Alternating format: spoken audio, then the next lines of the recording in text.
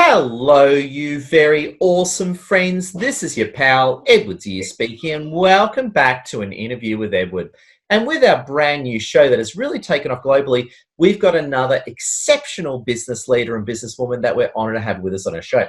Now, she's a social media expert and coach from a great city called Melbourne, which is in Australia. I'm from Melbourne originally, even though I live in Sydney. It's a great place. She is a Facebook advertising expert, an amazing leader, the founder of Thrive and Shine, which is a social media agency, and also the founder of Matcha Sisters, which is a great social enterprise. And we're so honored to have this amazing leader with us. Phoebe Lay, how are you doing today? Hey, Ed, really good. How are you?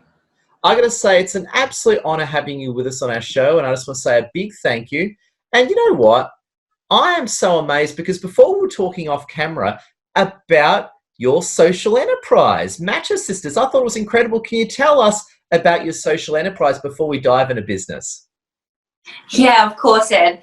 Well, social enterprise Matcha Sisters kind of started before I even thought about ever becoming a full-time business owner and dropping my day job, which back then I was a radiographer. And I started it because I essentially wanted to give back to a charitable cause that was meaningful and really, for me, a cause that I don't think a lot of people talk about, and that's human trafficking. And essentially, it came about when I first decided to work and move overseas to the UK, and my mum and dad were like, "No, don't go, you'll get human trafficked." And I was like, what is this human trafficking thing that they're talking about? And I kind of looked into it and discovered that every 30 seconds someone becomes a victim of modern day slavery, and human trafficking is something that happens all over the world in every single country. And so when I came back, I started a business selling matcha tea and matcha tea sets, and 50% of profits go back to organisations that give back to human trafficking victims and also abolishing human trafficking through the very roots of it. And organisations like Abolition are really doing a great job at really stopping it and working with organisations like the government and big organisations that can actually make a difference. Well, I've got to say, you're talking to the right guy. A very long time ago, I used to be in the military, and I also used to do a lot of drug enforcement as part of the federal government. And as you know, drug enforcement and drugs and human trafficking go hand in hand. So I've got to say, great cause. I've seen the fallout of it myself. So I've got to say, it's absolutely amazing, Phoebe. So everyone, check out Matcha Sisters. It's a great cause. And Phoebe, you are a social media expert and coach. We've spoken many times off camera. You've got some great ideas. Can you tell us, how do you help people and how do you add value to people and businesses' lives? Yeah, well, great question. When it comes to social media, I've found that a lot of people find it difficult to put their message out there in a way that's digestible for the reader or the consumers to shine.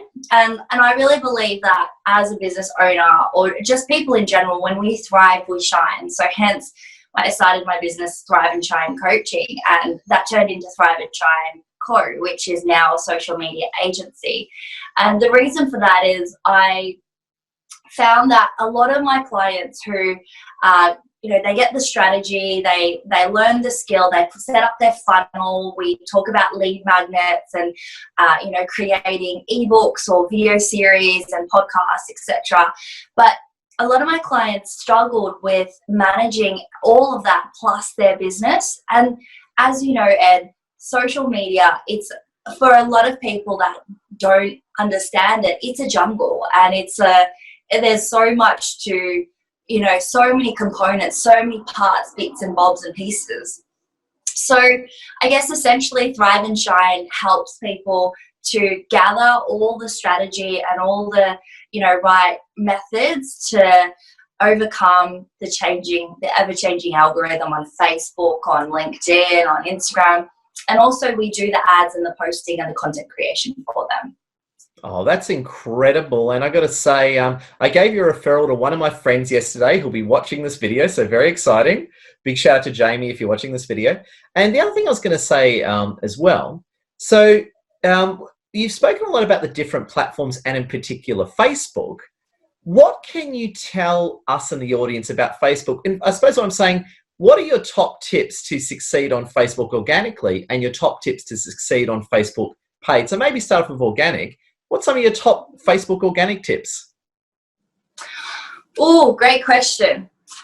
Facebook is a platform that encourages people to connect, and it's a platform that encourages people to have really authentic connections. So Facebook really encourages that. So essentially, when Mark Zuckerberg changes the algorithm, he's always doing it in a way to make sure that the user has a positive experience. So my answer for both is probably going to be quite similar, but focusing on organically, I think it's really important that we, as you know, especially if we're a coach, a thought leader, an author, or anyone that can build a personal profile, I think it's really important to strengthen the personal profile. So having, doing regular Facebook Lives on the personal page as opposed to in the business page is always a great organic way.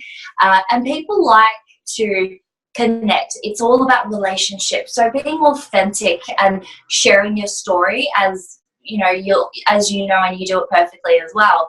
I think it's really good to share stories and to also be very engaging. So knowing what is going through the mind of the people that are watching. So what are your customers' needs? What are their wants? What are their desires?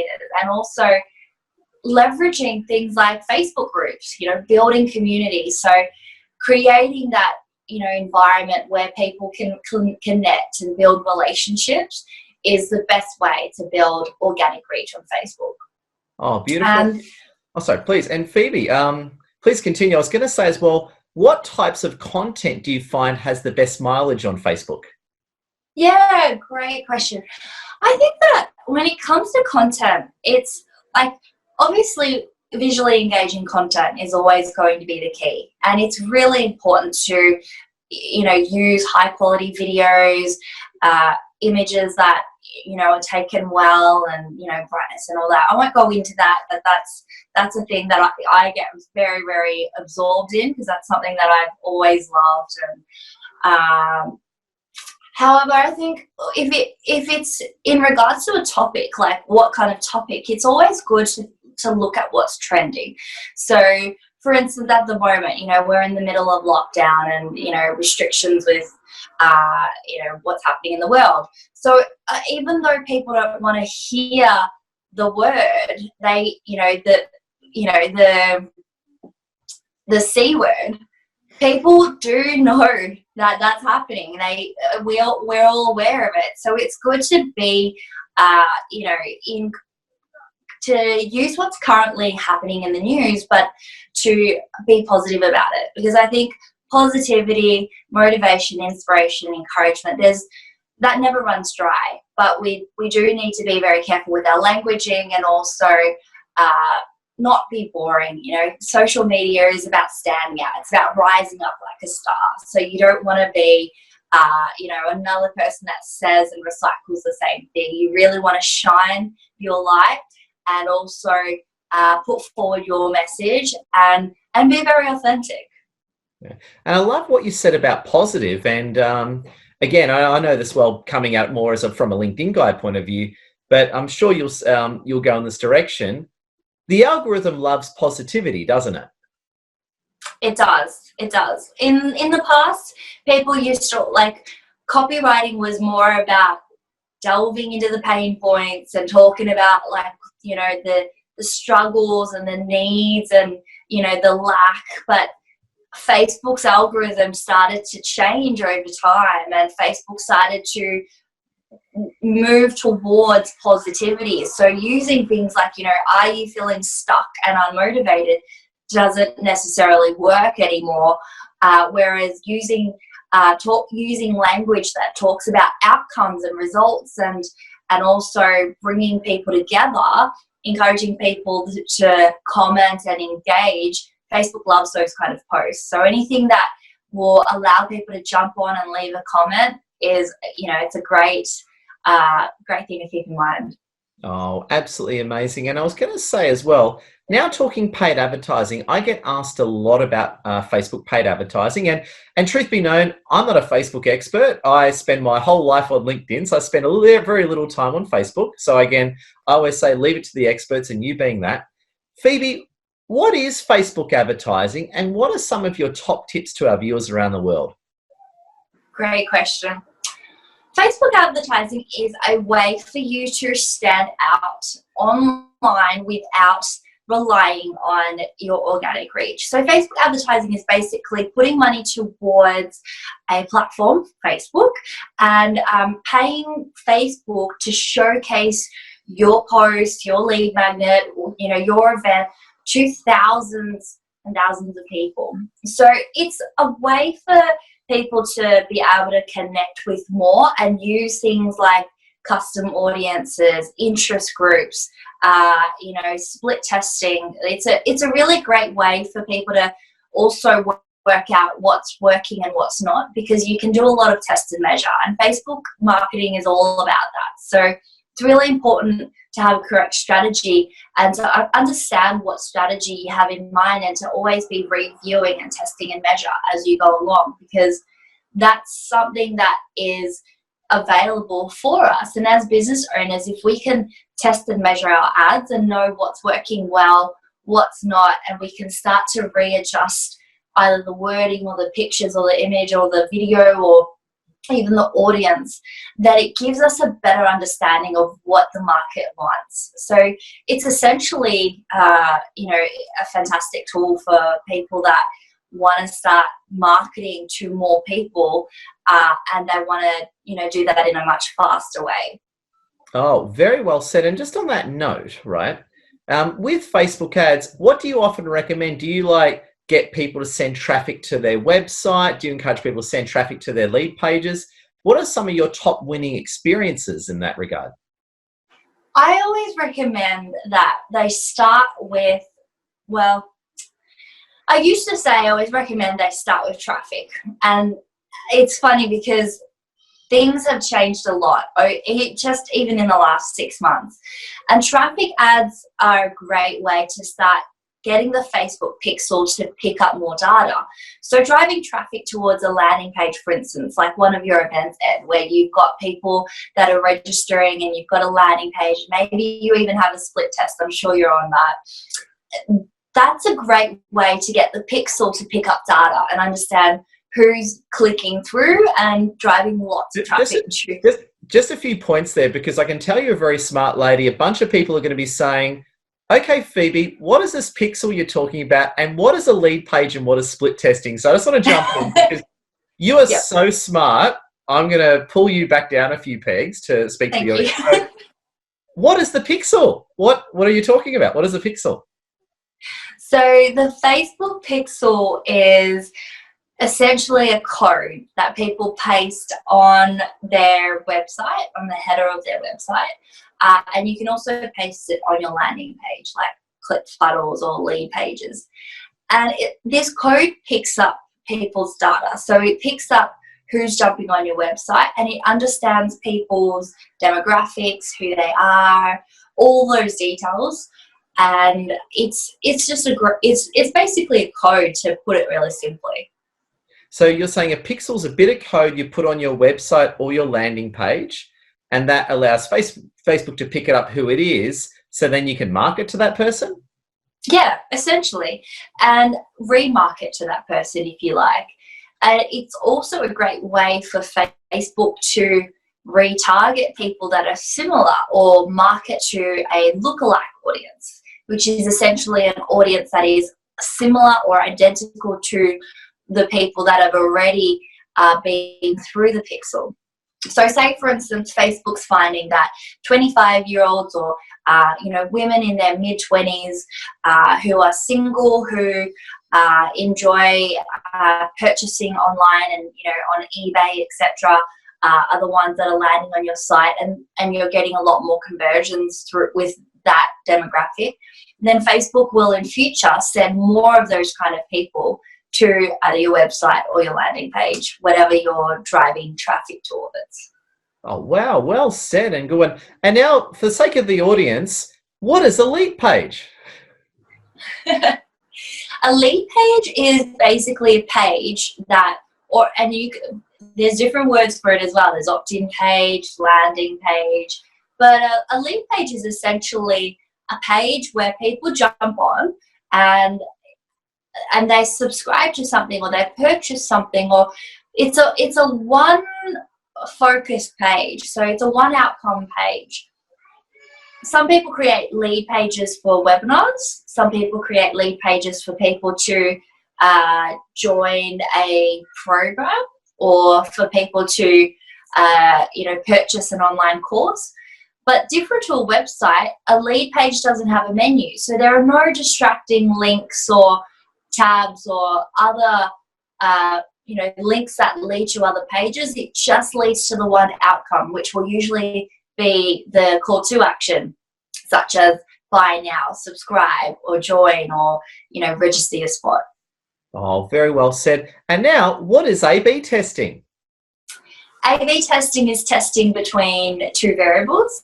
So it might be one variable is the age, and then you could do AC testing, which is testing the age and then the another part of the demographic. So you're changing the variable. So say, for instance, you keep everything the same ad, same image, same copy, but then you split test the audience. So the A audience might be of a certain group or interest group or gender, etc., and then the B would be something else. So it's variable testing essentially. Exactly. So another way of doing it, you might have the same market, but you might try two different lead pages to see which one converts more, for example. Exactly. Excellent, excellent.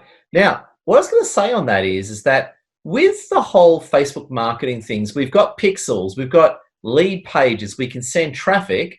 What are some of your top tips for people who want to start Facebook advertising, besides, of course, contacting you, which I highly recommend?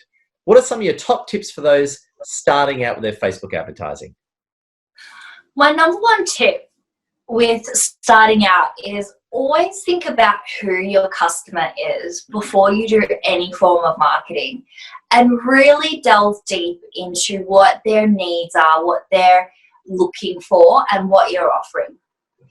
I think once people have a solid understanding of that, that's just the beginning, and it's a good start, because if you start to just throw money at boosting posts, then you're not really sure who you're targeting, or you're not really sure of the copy, and you haven't done the split testing, and the audience is vague, then it can get quite messy and also quite expensive. Facebook advertising is a growing platform, and it's kind of like real estate. Like, there's now more and more demand for it, so it's starting to rise up.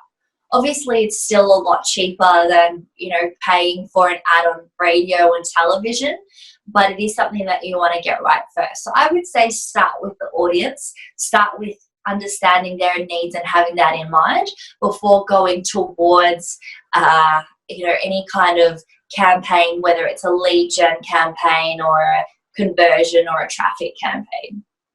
Wow, extremely well said. And talking more on Facebook as well, right? Going back to the high level for the moment, right? So we've spoken about organic, we've spoken about paid advertising.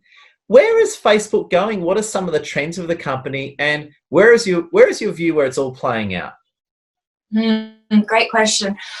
I think that Facebook at the moment is, even though there's been a lot of changes and the algorithm's constantly updating, I think even looking back to where it was 10 years ago when I first jumped on, it's still essentially a platform for connection, and it's still essentially a platform for friends and family, and for us to all connect virtually online. So I personally, we could be wrong, like it could drastically change, and there could be some epic kind of way for Mark Zuckerberg to be making loads of money and growing the share value. But I think even though there are going to be changes, I think it's essentially still going to be about connections and relationships. So, you know, we're obviously going to see updates, and you know, the platform will slowly start looking a bit differently and be a lot easier to use, but it will be predominantly for all of the same reasons. Wow, and very well said. And I think we were having this conversation the other day. Obviously, you know, for the sake of the audience, we're doing this interview probably mid to late Corona season. You know, restrictions are easing across the world. And what's interesting about it, I heard the other day that Facebook is launching its own competitor to Zoom. What are your thoughts on that? To be honest, I don't really know how that's going to play out. It's you know, it's interesting times, so it's I kind of try and kind of keep my opinion away from, and I like to see how, you know, how it all unfolds as well. I think it's always really interesting to see the way new things unfold and how people respond to it, because that's the most important thing. It's how, whether or not people take it on and use it and like it, or whether people kind of try it out for a bit and then it phases out. Gotcha. And I do agree with you as a go-to webinar Zoom buff. And also too as well, on the note of Facebook, I get asked this question all the time, and I know you do as well. Should you post on your company page or on your personal page, and what are the pros and cons of each? Great question. For me, over the last probably year, my business page I've almost slowly stopped using that for myself and really built an organic reach. And personally, I do that because I love the organic process. And although I'm an expert when it comes to Facebook ads, and I do a lot of it, and you know, it's how it got me to 6 figures in my first year of business. I always personally prefer my own profile, because I know that, you know, those are the people. They're the people that I know. They're the people that I connect with, and you know, it's a, for me, much more authentic way. But there's, you know, both are great, and yeah, I think it's. I've forgotten the question. No. You're answering the question beautifully. Did I answer the question? Yeah, it's a difficult question I get asked all the time. Should you post on your business page or your personal page, and pros and cons of each? Yeah.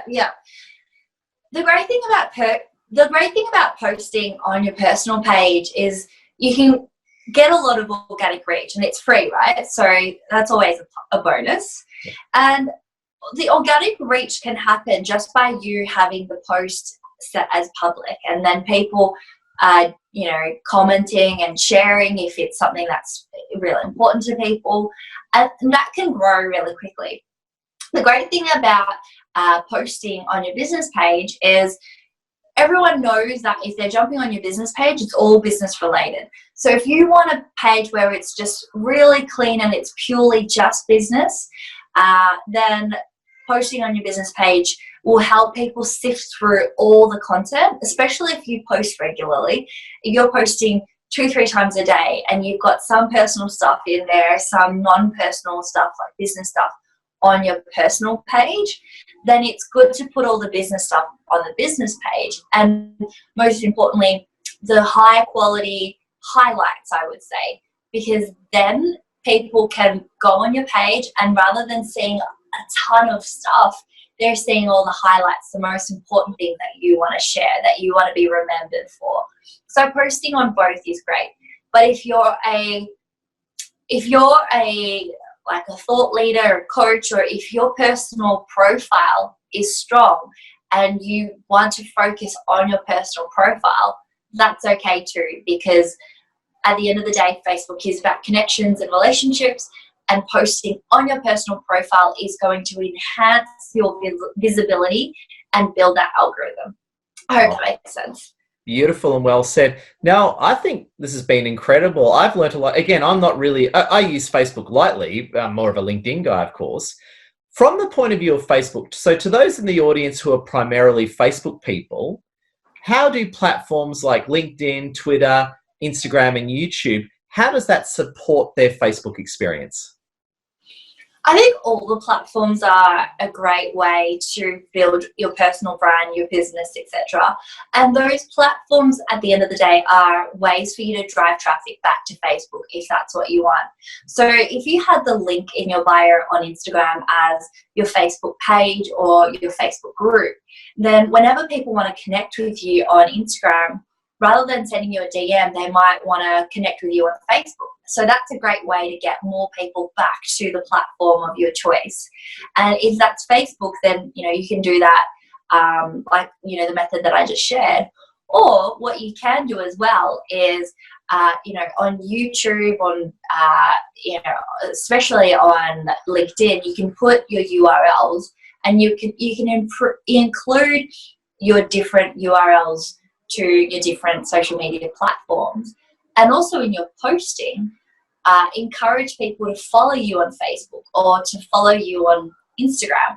That way people are seeing that you're all across the board on all the different platforms, and whatever platform they prefer to use, they can, you jump on that and follow you on that. Because what I was doing is I was actually planning on doing something quite funny, because as you know, I'm about to cross, probably actually during this interview, I might have crossed 32,000 fans on LinkedIn, which I'm very excited about. Nice. And I was actually going to I actually deliberately was saving this for the interview. I got this funny idea, right? I was actually going to start promoting my Facebook page and my Insta page on my LinkedIn. So I was going to use LinkedIn to say, hey, follow me on Facebook and Insta. And I suppose you answered that question, but that would be a good move for me, you would think. Absolutely. I think it's a great idea. And if you're already hitting that many fans on LinkedIn, it's a great time to be,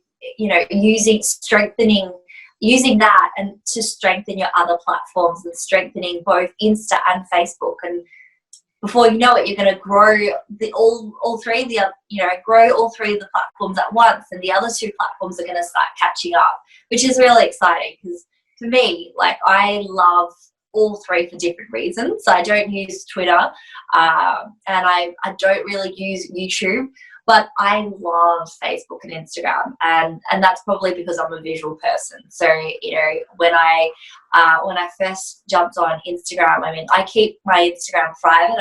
I don't keep it public, but I used to put all my photos on there, and anything that I shot that I edited, I throw it on there, and all the hashtags is so exciting. But Insta's changed a lot as well, and with the algorithm and the movement of Insta, and also Facebook purchasing out Instagram, that has now shifted a lot. So you'll find that the audience on Instagram is quite different to your audience on LinkedIn and Facebook, and also you're just looking at them separately. Your audience on Instagram compared to your audience on Facebook, there's going to be overlap, but they are quite different as well. Well, just on that one, we probably need to do another interview just looking at Instagram, because obviously we're trying to keep this one focused on Facebook. But just quickly, for the sake of the audience, and I'll ask this question nice and framed and specific. So let's say you're already on Facebook and Facebook is for you, and you're sort of interested in getting into Instagram and you're already doing well on Facebook. What's some of your thoughts to help people really take off on Instagram, especially if they're already doing well on Facebook? If you're already doing really well on Facebook and you want to start building your Instagram audience, I would say that it's really important to first start with the visuals. So start with thinking about the grid and look at how you want to get your grid designed and how you want to be perceived by the Instagram audience. So are you coming at it from a really visually engaging angle, or are you coming at it from an angle of showcasing, funny memes or, quotes and inspiration? And think about Instagram stories and spend a lot of your time on Instagram stories, because that's what I focus most on when I'm updating Instagram. I rarely post to my grid now, but I do post a lot of stories and highlights, and then you can look at things like designing your highlight covers, and there's lots of really, I think, really fun things to check out when it comes to Instagram. Yeah, it was on a funny note, and I know you'll appreciate this, Phoebe, and to our beautiful fans across the world as well.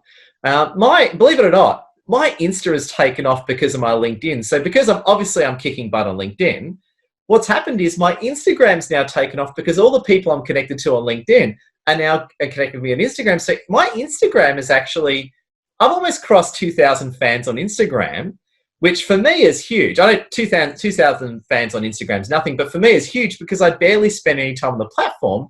But now all these people from LinkedIn are now following me and interacting with me on Instagram. So I know what you mean. They're kind of all connected to the platforms, aren't they?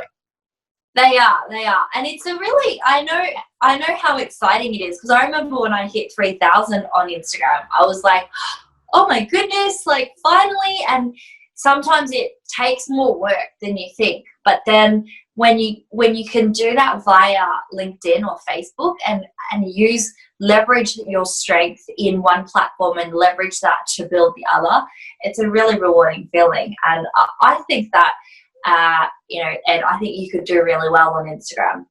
Well, thank you. And it was on a funny note, and I know a lot of people appreciate this, is that I originally never got, I did okay on Facebook, right? I always was very mediocre to poor on Instagram, but I absolutely took off on LinkedIn, which is another conversation outside this interview, right? However, what is funny is exactly what you said. Now, because I'm a big global influencer on LinkedIn, I'm now able to grow my Facebook and Insta. So my Facebook and Insta is doing well here because of my great work here. And I love how you framed it, because I suppose looking at it from a different point of view, let's say you're big on YouTube, or you're big on Twitter, or you're big on Instagram, or you're even big on Facebook. I love how you put it. You can use that success on one platform to pollinate your other platforms.